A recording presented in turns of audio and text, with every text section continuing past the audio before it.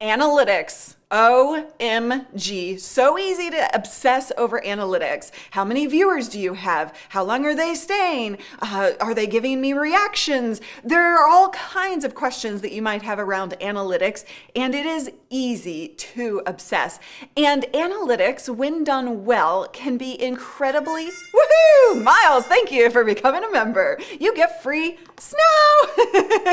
But as, when you're looking at analytics, it can be super powerful in terms of making the right decisions to move forward and gain bigger momentum. However, if you obsess and you look at the wrong things and you make the decisions based on the wrong things, that can actually be detrimental to your success. Now, I take a bit of a different approach when it comes to analytics than maybe most people. And so I'm going to dive into all of this. I'm going to show you analytics on my favorite analytics platform, which is Restream, because I'm simulcasting. So I get to see all of my analytics in one dashboard. So I'm going to show you that. I'll answer all of your questions. We'll talk about what to look for, what not to look for. So if you're new around here, please do type new in the comments. I would love to meet you. And if you are new, then you don't know me. Hello, I'm Luria Petrucci from Live Streaming Pros, where we help you create, I forgot that wasn't working. I forgot to fix that one. Whoops. Where we help you create professional live video that's uniquely you. So thank you for being here. Let's dive in. Okay, so real quick, I am going to look at the analytics. I'm going to give you a quick overview of analytics. So now you guys know that I use Restream here. Let me talk to you about this. I use Restream to simulcast. So I'm using Ecamm to go live for the most part, and then I use Restream to actually produce the simulcasting functionality, to send it to YouTube, to send it to Facebook, and on Thursdays when I'm simulcasting to also Ecamm's channels, I'm simulcasting to 4 locations at once. Now you could dig into each of the individual, platforms and look at their analytics. Honestly, I'm not a big fan of Facebook analytics at all because they focus on the wrong things, and we'll talk more about that. Or you can look at YouTube's individual analytics, and they give you some information, but you can see concurrent viewers, and you can kind of see where drop-offs are, right? You can see chat messages, and you can see retention. So retention is a pretty key thing. You can, but then you kind of want to go a little deeper, right? So what I love to do is I spend some time in here. This is the Restream Analytics platform. And now for those who don't know, Restream, by the way, they are supporting this show today. So everything I say is true with or without their support. Like, I will tell you what I don't like. I will tell you what I love. And I have always loved the analytics from Restream before they supported the show, but you can get a $10 credit if you use the link that is pinned to the chat. But if you don't know, Restream is what we call a level 2 service for streaming, where you go onto the browser and you can quickly and easily go live. Now, their analytics, like I don't know of another platform, a level 2 platform that provides the analytics that Restream does. So that's one of the reasons that I've always loved them. And so what we can do, yes, exactly. So that's what I want to dive into. Like, I don't want to just show you the analytics. I want to talk about what I look for in analytics to help me make better decisions. They can be difficult to understand for sure. And you've got the Abby Cam. All right, so going back in to the pip, this is the M1 video that I did recently with Renee Ritchie and Doc Rock and Glenn from Ecamm, and we talked about the M1 chip and the new Macs, and it was a popular show. You'll see I had a maximum of 335 across the platforms. This is simultaneous live viewers across all of the different platforms that I was streaming to, which, as you can see, were 4 different platforms. And I'm opening up my analytics for you guys to see. It doesn't bother me. So this is, I just want you guys to really like understand this. So at a glance, you can really see what was happening with the viewership, right? And Andy is pointing out that was a great show, and I will 100% agree with him, not because of me, but because of the guests and the conversation and the questions, because it was definitely a more promoted show. So I'll show you some of the other analytics from some of our other shows that weren't maybe as popular. And so you can start to see when you're looking at all of your analytics, you start to see, well, this topic, 335 simultaneous live viewers, max, average of 263, that has to tell you something. Now, I will point out that you can't always tap into newsworthy events. This was a newsworthy event in this industry, the M1 coming out. But what I can do, seeing the fact that it was a super popular topic, I can do more M1 content, right? More content like this, because it wasn't just popular from an average and a maximum viewership standpoint. Look at the retention across the board. It gained. Okay, so then what I want to do is look here. Wait, why did we drop from 307 to 286 right off the bat there? I'm going to keep that actually. So why did we make that drop? Was there something happening at 10:25 a.m.? These analytics show in the timestamp. 10:25 to 10:26, that was only a minute that you saw that drop, and then it continued to increase. So that probably is more of a fluke than anything, right? And that's 25 minutes in. People may have something going on at 10:30. But then we see, this doesn't have like a spike that said like, okay, well, this time is better for, like, if you do see like a spike in viewership, that may indicate time, that may indicate the content itself was super engaging. You want to look at those things and compare what happened with the spikes or the drops in relation to the content itself, timing, all of that. Speaking of timing, you'll notice right here, this drop is pretty, not drastic, but it's definitely a drop, and it's a consistent drop to the end. So I'll notice it's at 10:56 a.m. That means I was streaming for an hour and everybody started to drop off. So that tells me if I see that consistent drop off, because we did go past an hour in that particular show, that consistent drop off, if I see every time I go past an hour, I see that same graph, that tells me I should wrap it up at that time, if at all possible. Now, this was such a great show, and there were still, like, I wouldn't make that call in this particular case, because I knew it was such a great show and it was such a valuable information in the moment. I just kept it going regardless. But see, even to the end, we're talking 240, like that's still worth it, right? If it was dropping to 20 people, that would tell me something really, really important, right? So these are the kinds of things that I want you to pay attention to in your analytics that are going to help you make better decisions, right? It's 60-minute drop-off is pretty common for any live stream. So unless you're on Twitch platform, so if you're on the Twitch platform, then those analytics are going to look entirely different than Facebook and YouTube. So yeah.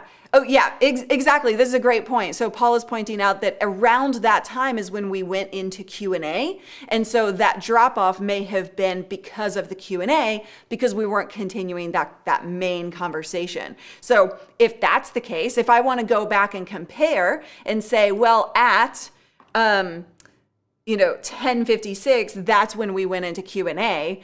and we see a drop off, then that's something to pay attention to. Maybe we should start Q&A earlier, or maybe we shouldn't do Q&A, or like Q&A with live streaming is pretty important, right? But yes, the dialogue in the stream, it was so, so great. So that's an example of this one. But again, if I can go into, let's just look at some other, some of my other streams. And hold on, all sessions, I clicked the wrong button. Okay, so this one is more of an average viewer case for us in the 145 mark, right? And in this case, I'm only streaming to 2 different platforms, but you can see the difference between Facebook and YouTube specifically on this one. You can see if there were dramatic drop-offs on Facebook, then that tells you something about platform specific content and what's happening. If we're promoting YouTube memberships and we're simulcasting to Facebook, we're probably going to see a bit of a drop off there because they're not feeling involved, right? Okay, so then you just see like, okay, these are, let me look for, I'm going to look for one that wasn't, I think this was a random one. No, that's not the right one. Hold on. There was one in here that was like, I don't even know what this one was. This is a weird graph. That might have been a mistake in terms of streaming. I don't know what I did there. But what I'm looking for, and I can't find, but what you might see. So this is interesting. In this particular one, see how drastic that increases and then it levels off. What I was looking for was one that maybe goes down, like a lot of people's, and I've been doing this for coming up on 15 years, but a lot of your graphs may look more like that, right? So you may look like this and then that. And that may be pretty consistent for your streams. If you are just beginning and working on getting engagement and working on your content flow and all of that, this is what you're looking for, is those dips, those streamline, the lines that go, straight across, or something like this, right? That's you're seeing some up and down. That is natural for live streaming. But if you see boop, then that's an indicator that either your content didn't hold people, that you're not engaging with them, or that you are completely changing something. So if people are, coming in, they level off and maybe you see some other increases, but then you see that drop off. What happens at that drop off that you can tweak? And also, I was talking to some people in a group I'm in about waiting to the end to deliver call to actions. Use these graphs to understand when you can best make your offers or your call to actions or your call to engagements. That way you're basing it off of the flow that you see with your own streams, and everybody's flow is going to look differently. But I want these analytics. I know. That's what I love about Restream. And by the way, you guys, if you do want access to analytics and you're going to be simulcasting, this is why I like actually looking at these, because it's simulcasting, and so I'm getting the big picture instead of having to go each individual platform. But you can sign up using the link. You get a $10 credit to your account.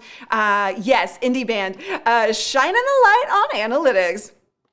I love talking about analytics because so many people do freak out over them. Okay, so let's stop looking at the graph and let's kind of move into some of the other things that you might want to look at. So inside of this, I also can see, did I increase followers? Actually, so this is not like an increase of, new followers right here. See, I didn't get any new followers with that one. How is that possible? Let me actually real quick, let me just check.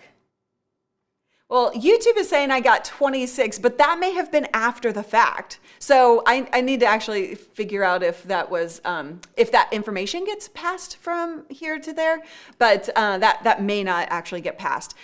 But chat messages. Okay, so this is engagement is one of those things that you need for your live streams. Am I right or am I right? Right? You want more engagement. So with chat messages and looking at the graphs of these, you can get a better indicator of your engagement. And you want to look again. Okay, so you've got 19 chat messages. You've got 23 chat messages. Hold on. Okay, so if we look at that, you can see they're pretty much following platforms, so it's not like super different for every platform. But what's happening here?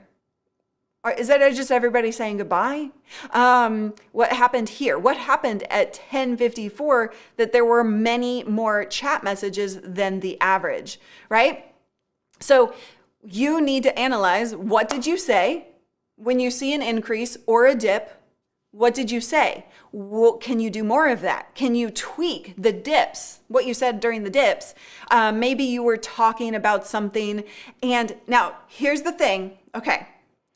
So a lot of people make these decisions in a siloed, in a silo. Like they're not really evaluating their analytics correctly. So this is one key indicator. So when you see a dip in chat messages, it can be one of two things. One, it can be that you're not actually engaging the audience well.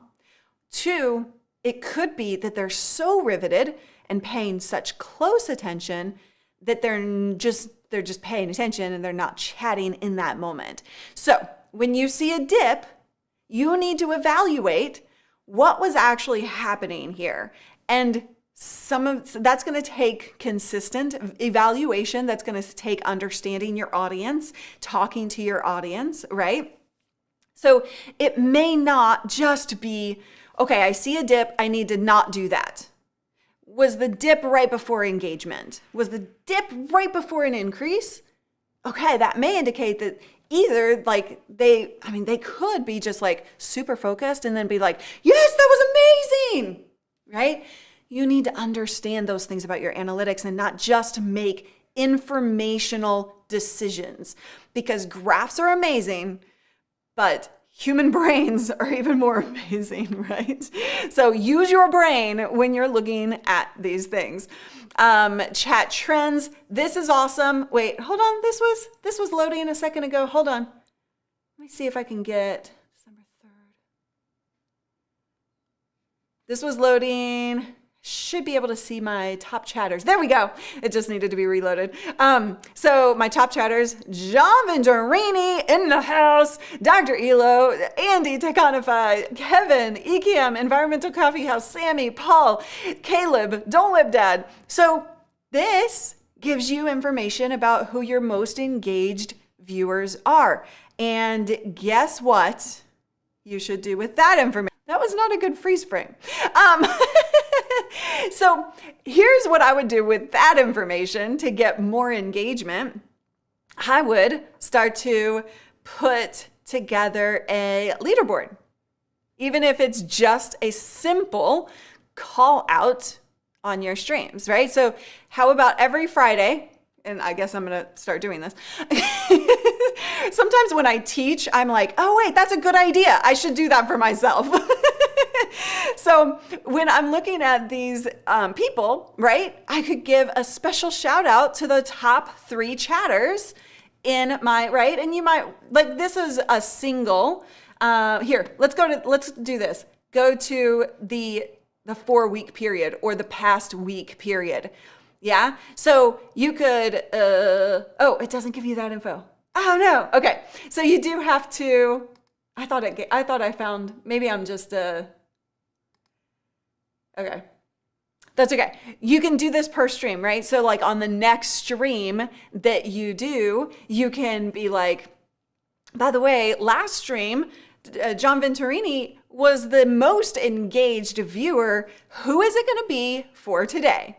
Yeah. So you can really start to pit people against each other in a really fun, super not like competitive, but not competitive, right? Like we don't want it to be ugly. We want it to be fun. But you could maybe give prizes for a person who hits that number 1 4 weeks in a row. You could do so much with this information. Yes, exactly. Create a chat battle. Now, here's the key. One thing you do need to know when it comes to chat, like to chat and just getting people to chat, is if they start doing A, B, C, 1, 2, 3, and one word things, on Facebook, that is actually going to, excuse me, on Facebook, that's actually going to not harm you, but what Facebook does in their algorithm is benefit you the more engagement you get for like more meaningful conversation, which means more than 5 words. So you don't want your entire chat filled with one word comments or numbers or letters or anything like that. So it does need to be like meaningful engagement, and that means more than 5 words in that comment. So something to think about. If you guys are getting ideas, let me know. The chat war. We're gonna start to do a chat war. Okay. So yeah. Okay. So then going into, you can look at watched minutes over a period of time. Let's look at 4 weeks. So you're going to see on the days that you streamed, you're going to see that increase. But why? This is such a difference in those peaks and valleys. What content was I creating that maybe wasn't hitting home with my audience? So those are the things that I always look at. There's a caveat to this, by the way. The caveat is, okay, I'll use us as a perfect example. So people come into live streaming pros oftentimes for tech, right? So they come in because they're like, I need to fix my tech. I don't know what tech to buy. And so that's a lot of the content that we create around here is tech software tutorials. However, what they need, right? So every single person thinks they want more tech help, which we gladly offer and which we do a lot of. But what you really need is, regardless of where you are in the tech setup process, you need to understand how to create the right kind of content that is going to engage people, that is going to lead to bigger audience and more revenue. And so sometimes when sometimes it's a hit, but sometimes when I create content around those topics, because the majority of my audience is looking for tech help initially until they get settled in, then some of that content may not work as effectively. However, some of that content has more long-term play than some of the tech content. So again, use your brain with this stuff. Analytics are great. They're amazing. But please use your brain to say, okay, well, I'm just going to push through the lower view counts on some of the content that I know I will need people to hear. And maybe it's going to have a longer term effect. And one of the things that I do with that kind of content is train the audience to get used to that kind of content. So if it doesn't hit home initially, if I know that that's where I want to go, I can kind of guide them into an increase of those views because I can get them used to that content over time. And then eventually they'll be like, oh, yeah, I love that. I love that. That helps so much. I didn't know I needed that, right? Yeah. We got to use our brain, people. I see lots of questions coming in. I am going to answer those questions here in just a second, but I want to point out one thing that's specifically to Facebook. So guys, if you're looking at your Facebook analytics alone and not through like if you're simulcasting and you're just looking at the Restream Analytics, that's super helpful. And it doesn't display this particular information, but Facebook displays like 3-second, 10-second view counts. Okay. And that is so depressing to look at. So you see your Facebook analytics. Hold on. let me find one here. Okay, so in Facebook, you see this, like 587 people only watched for three seconds, 119 1-minute video views, right? So like, that's depressing. Like usually my analytics look even worse than this, but this was a particularly engaging show.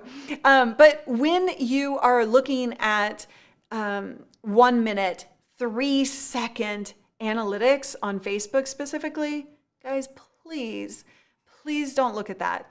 The reason I say that is because those are kind of deceiving. So with live video, people come, they go, they come back. Maybe they get a call. They're watching on their mobile device. They get a call. They answer that. They come back to the stream. Those are all logged as different sessions.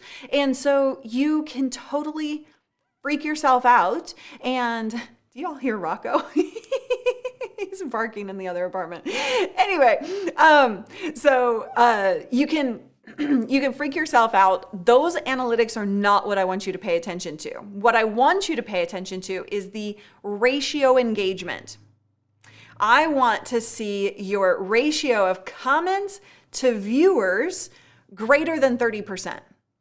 That takes brain power. Unfortunately, no platform will actually analyze that, but you can use the data that I just showed you to gather some of that information.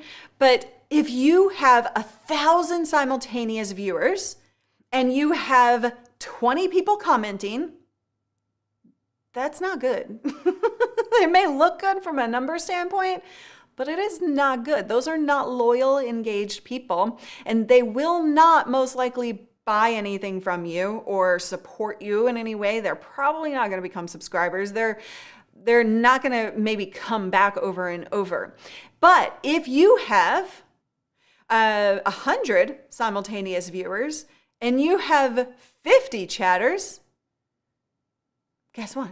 That's a 50% ratio, right? So, and those numbers, I mean, we're talking simultaneous viewers and total chatters, so it's a little, but you have to really pay attention to the ratio of engagement more so than anything else, because I know that you guys are super engaged and we do a lot of fun stuff together. And I know that you all support us as a company, or me as a host or whatever. And you'll support Restream because you hear me talking about them and I say they're awesome, so you're going to support them. And you can do so with the $10 link, the link in the description. Or when I offer you a new graphics package from the magical Mr. Paul Dixon, and I say, this is an amazing graphics package, you are engaged, so you're more likely to take the action that I'm giving you, right? So you have to think about that stuff. Ratio of engagement tops all to me.